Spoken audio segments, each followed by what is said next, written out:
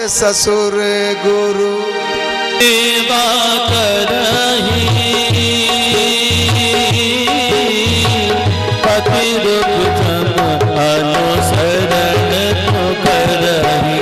राम सिया राम जय जय राम।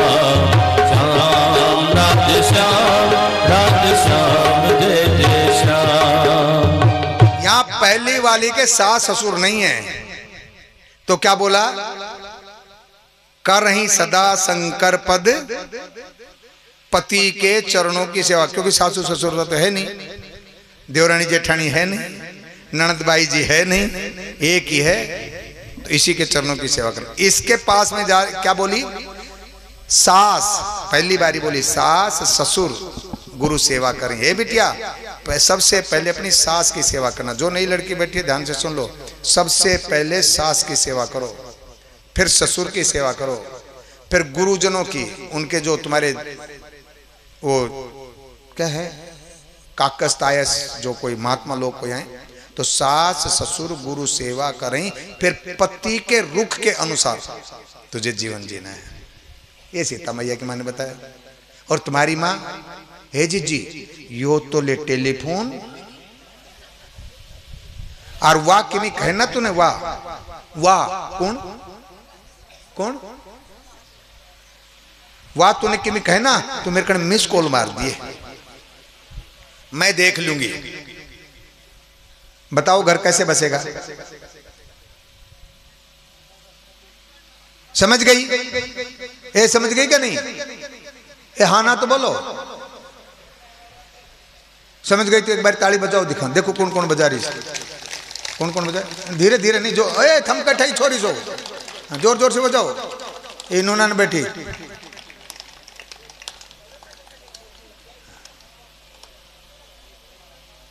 समझ आ गई? ताली बजाई इसके माने मैं इसका आप जो करे वो बिल्कुल सही है, आज से यही करूंगी, इसके ये माने हैं। हाँ ताली ना तू किमी कर ले, हम तो नू बैठांगा, तब मैं समझ जाता हूँ यार ना माने। पर अब तो आस है कि लड़की है, गलती यदि कहीं है तो सुधार कर लेगी। ठीक है, अब चलो आगे। खूब कर्दम ऋषि की जरा कथा सुना दी। अब इनके यहाँ पे कर्दम ऋषि ने जब अपनी पत्नी को देखा, मेरी पत्नी इतने दिनों से ऐसे ही है, अब मैं इसको वो सुख दूं जो एक गृहस्थी को देना चाहिए। तब कर्दम ऋषि ने अपनी धर्मपत्नी से कहा, देवी इस सरोवर में स्नान करके आओ। और जब वो सरोवर में स्नान करके आई, तब उसके जो बाल उलझ गए थे, जो जटाएं हो गई थी बालों की, उन बालों में मोती पिरो गए। सुंदर सुंदर अप्सराएं उसकी दासी बनी। और कर्दम ऋषि ने अपनी तपस्या के बल से एक इतने सुंदर नगर का निर्माण किया जो इंद्रपुरी से भी ज्यादा सुंदर था। ऐसे पुर का निर्माण किया जो मन की गति से कहीं भी जा सकता था। ऐसे नगर में कर्दम ऋषि ने अपनी पत्नी के साथ में सांसारिक पारिवारिक जीवन का व्यवहार किया। कई वर्षों तक अपनी पत्नी के संग में रहे। कैसे दिन और रात बीतते चले गए, कर्दम ऋषि को पता ही नहीं। 9 संतान पैदा हुई। कितनी? 9 बिटियां पैदा हुई। खाली जिसके पास 1-2 बेटी है ना, निराश मत होना। 1-2 बेटी के मां निराश मत होना। भगवान ने जो तय कर रखा है ना वही कर रखा है। वही सोही जो राम रचि राखा, को कर तरक बढ़ावे साखा। बेटियां बेटों से कभी भी कम नहीं होती है। बेटा तो फिर भी तुम्हारा चकड़ा बेलन उठा ले जाएगा, बेटी तुम्हारी सेवा करती है। और फिर भगवान की कृपा होगी तो 9 तक तो चिंता है कोई ना, 9 तो थी कर्दम के हैं। फिर 9 से आगे देखेंगे तो 9 बिटियां हुई। और कर्दम जी कहने लगे अब मैं चलूं। तब अपने पति से देवी कहती है, हाँ प्रभु आपने कहा था कि आप चले जाएंगे, पर अब एक मेरा निवेदन है, ये बिटियां हैं, इनके लिए कोई योग वर ढूंढ दो। फिर आप जैसा, मैं आपकी आज्ञा में स्थापित हूँ, आप पूजा करने के तपस्या करने के लिए जाओगे, मैं आपको रोकूंगी नहीं। मेरी बिटियों का सिर्फ लगन कर। और इसी जब वो लगन के लिए रुके, फिर इसी दौरान उन्होंने लगन कर दिया 9 ऋषियों से अपने 9 बेटियों का। और इसी दौरान उनके यहाँ पे एक बच्चा पैदा हुआ। फिर वो बच्चा थोड़ा बड़ा हुआ, पिताजी को ज्ञान दिया और पिताजी चले गए वन में। और फिर एक रोज अपनी माँ को ज्ञान दिया, ये अपनी माँ का गुरु है। अपने बेटे की चेली बन गई माँ। माँ का गुरु है। नाम है कपिल महामुनि। भगवान के 24 अवतारों में से एक अवतार, दुनिया को सांख्य योग की शिक्षा देने के लिए भगवान का अवतार हुआ कपिल देव जी के रूप में। कर्दम ऋषि और अनसुईया देवहूति मैया का पुत्र है।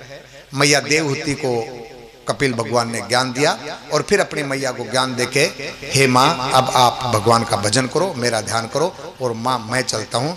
तब कपिल मुनि उठे और पूर्व दिशा में गए और जहाँ गंगा सागर है वहाँ कपिल मुनि ने जाकर के अपना आश्रम बनाया। आज वहीं कपिल मुनि का आश्रम है। और जो लोग 19 तारीख को जा रहे हैं जगन्नाथपुरी की कथा में, वो लोग 19 तारीख को जाएंगे, 21 को कथा शुरू होगी, 27 को कथा विश्राम, 28 को भुवनेश्वर में स्वयंभू भगवान शंकर के दर्शन करेंगे। उसके बाद में काली कलकत्ते वाली का दर्शन, जय काली कलकत्ते वाली तेरा वचन न जाए खाली, देवी का दर्शन करेंगे। और फिर अमावस्या के दिन, कितना सुंदर दिन है, कार्तिक नहीं, कार्तिक तो खत्म हो जाएगा, अश्विन मास की अमावस्या के रोज गंगा सागर में सारे भगत,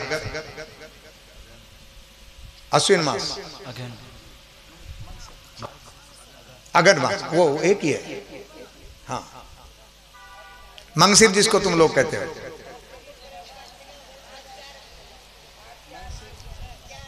मंगसिर मास की अमावस्या को बहुत बड़ा पर्व है। उस दिन जाकर के हम लोग गंगा सागर में डुबकी लगाएंगे, अपने पितरों का तर्पण कर देंगे और हम लोग भी वहां पे तर्पण को करके अपने पितरों का धन्य हो जाएंगे। सारे तीर्थ बारंबार, गंगा सागर एक ही बार। फिर गंगा सागर में स्नान करने के बाद में हम लोग चलेंगे और 22 तारीख को फिर थारी शक्ल देखवा खातिर आ जाएंगे, 2 तारीख में, ठीक है। फिर यहाँ मिलेंगे, फिर कथा होगी, जहाँ जहाँ कथा होगी आप लोग आ सकते हो। आज भी कपिल मुनि का आश्रम है। संक्रांति को बड़ा मेला लगता है वहाँ पे भगवान कपिल जी का। और यहाँ महाराज मनु शत्रुपा गोमती नदी के किनारे गए, दोनों पति पत्नियों ने एक पैर पे खड़े होकर के एक पैर पे खड़े हुए तपस्या की। कई वर्षों तक कंदमूल फल खाने बंद कर दिए, शाक पात खाना बंद कर दिया, फिर जल के पानी पता से खाते थे वो भी बंद कर दिए, पानी भी बंद किया, वायु के ऊपर रहे फिर वायु भी बंद कर दिया।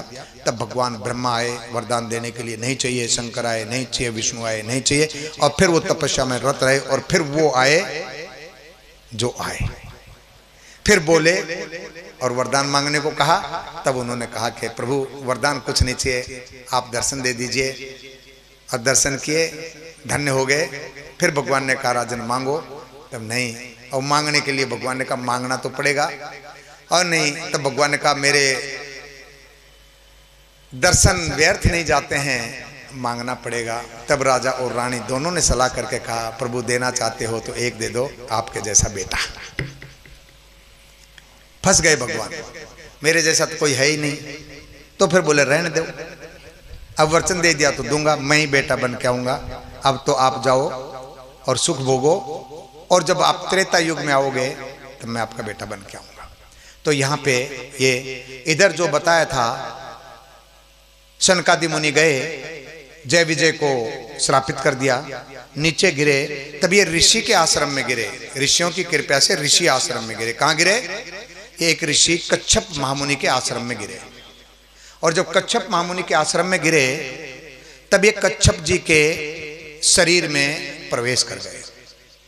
और जब कच्छप जी के शरीर में प्रवेश कर गए तब कच्छप जी महाराज सायंकालीन भगवान सूर्य को यज्ञ करके आराध्य दे रहे थे। इधर उनकी बहुत सारी पत्नियां थी, उनमें से एक पत्नी इनके पास आई,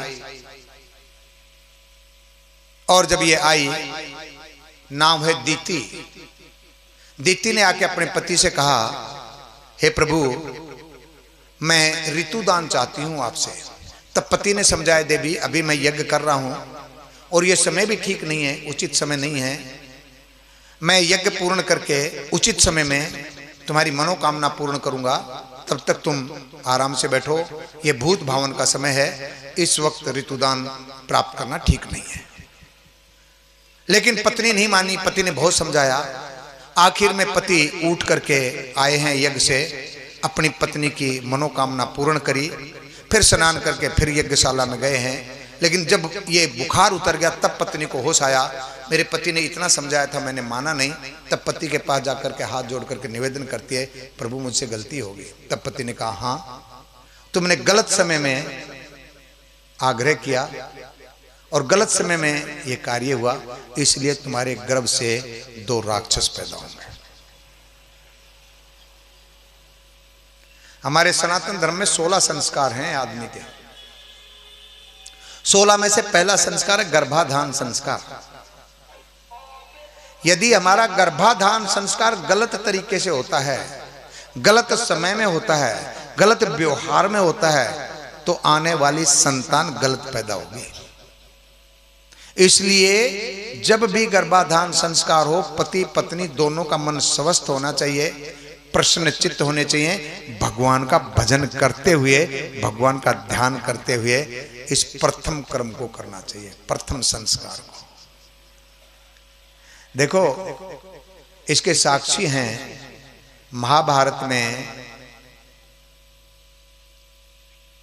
जब चित्रांगद और विचित्रवीर्य दोनों मर गए, तब अंबिका, अंबालिका और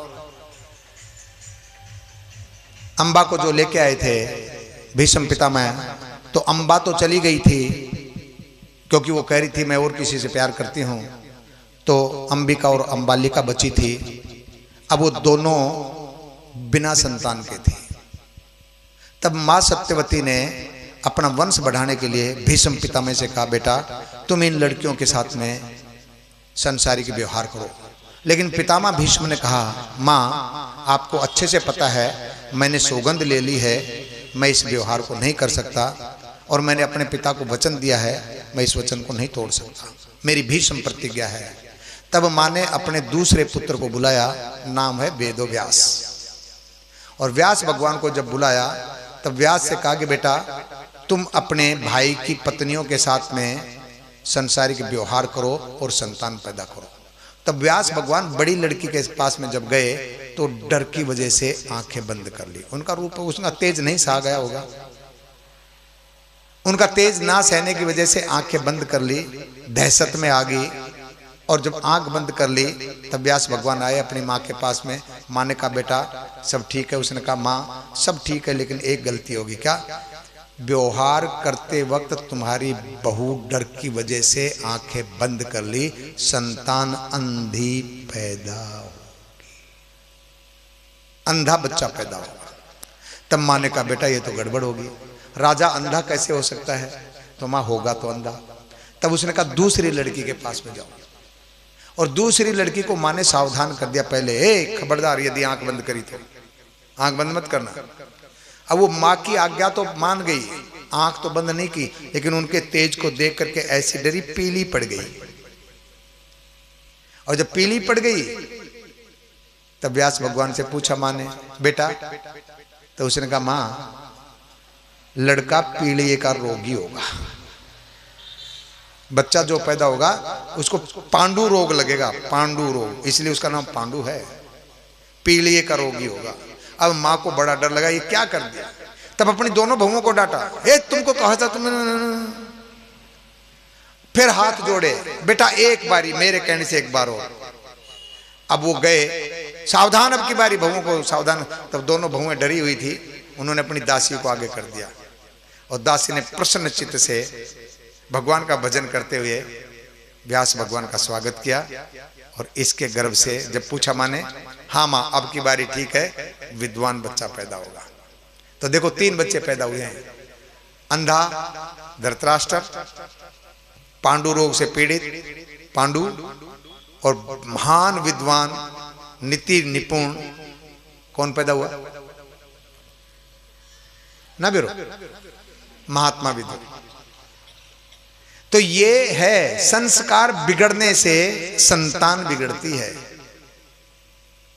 प्रथम संस्कार बिगड़ गया इसका, दिति का पति ने कह दिया 2 राक्षस पैदा होंगे और हो गए। अब देखो हमारे पास जो आता है ना, ये आसमान से जो आत्मा है वो बूंद के साथ नीचे उतरती है, फिर धरती में गिरती है, फिर वनस्पति में प्रवेश कर जाती है, फिर इस वनस्पति को जो खाता है पशु आदमी, उससे उसके शरीर में चली जाती है, उसके शरीर में जाकर के फिर उसका मांस और अष्टम धातु तक यात्रा करती है वो आत्मा। फिर जब अष्टम धातु के साथ में वो जब मिलन करते हैं तब वो मादा के शरीर में प्रवेश कर जाती है और वहां से संतान की उत्पत्ति होती है। आसान नहीं है ये काम, बड़ी विचित्र स्थिति है, बड़ी अद्भुत लीला है भगवान की। फिर जो पैदा होता है फिर वो आपका जननी, ध्यान से सुन लेना बात, जननी जने तो भक्त जने, या दाता या सूर, और नहीं तो जननी बांझ रहे काहे गंवाए नूर। उस वक्त जब संतान पैदा कर रहे थे तब आपने ध्यान नहीं दिया, बाद में रोते हो मेरा बेटा शराबी होगा, जुआरी होगा, कबाबी होगा, ये होगा वो तो होगा ना, आपने ध्यान नहीं दिया ना। आपका पति शराब पी करके आया, वो कुछ गलत कार्य करके आया, कुछ गलत खाना खा के आया, क्या क्या पैदा करोगे आप? बो पेट बबूल का तो आम कहां से होए। इसलिए मेरे भाई बहन ध्यान रखना, अब तो जो मिल गया सो मिल गया, इसको निभा लो, आगे से ध्यान रखना। तो ये दिति मैया के गर्भ से 2 राक्षस पैदा हुए, एक का नाम बता चुके हैं जिसको भगवान वराह ने मार दिया था। अब दूसरा जो हिरण्यकश्यप हुआ, इसको भगवान नरसिंह ने मुक्ति दी प्रहलाद की रक्षा के लिए। बड़ी कथा है, आज समय नहीं है, आगे चलेंगे। फिर त्रेता युग में आए, जो रानी शत्रुपा और मनु थे वो दशरथ और कौशल्या हुए, अवध में राजा बने, या इनके गर्भ से राम जी प्रकट हुए अपने 4 अंशों के साथ में, 3 अंशों के साथ में। और फिर ये आगे जाकर के वही जय विजय, अब की बारी, पिछले जन्म में हिरण्यकश्यप बन के आए थे, भगवान आए उद्धार कर दिया। अब के जन्म में रावण और कुंभकर्ण बन के आए, अब फिर भगवान राम बन के आए हैं और इनका उद्धार कर दिया। अब तीसरे युग में ये दंतवक्तर और शिशुपाल बन के आए हैं द्वापर में, और अब भगवान यहाँ प्रकट होंगे। आज पारकट की लीला का हमने, समय क्या हो गया? चलो कोई बात नहीं, थोड़ा समय जल्दी जल्दी करेंगे। तो द्वापर में मथुरा क्षेत्र में यादव कुल के राजा का राज्य, महाराज अग्रसेन जी मथुरा के राजा, मथुरा जनपद में